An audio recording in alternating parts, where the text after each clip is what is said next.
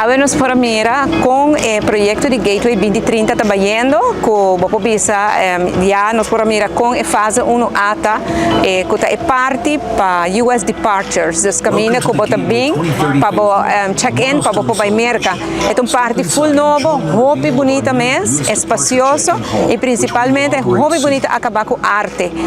Tem quadra na mural na casa, hobby bonita e assim na bota que turista também tá mira nos arte no último momento para que sair fora de Aruba.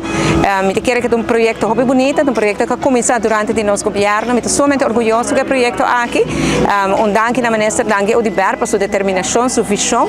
Também danke na inteira equipe de AAA quase sabe possível.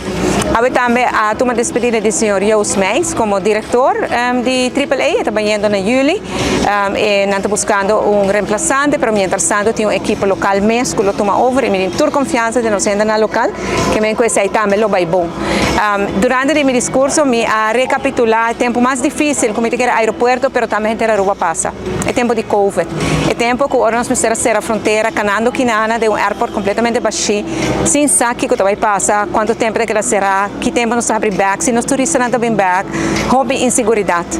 Nós decidimos, nós estamos abrir a fronteira, nós estamos bom preparados, nós temos confiança em Aruba, tem confiança em nós, é decisão e é tal decisão beneficioso para Aruba.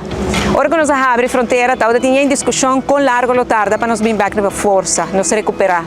A Hata tal tem projeção, o governo tem projeção, ATA tem projeção, AAA tem projeção, AAA hasta projetar que apenas na área 2025 nós vai recuperar completamente. Então, aue, bota weita que esse não tem caso, nós estamos determinados para nós recuperar mais lige e já acaba na 2022, nós weita recuperação 2023 nós está completo. E tudo isso aí danke na tour e comunidade de Aruba, que nós podemos celebrar o projeto aqui, aue, danke na tour cidadano que ajuda nós para ir para nosso país para adiante.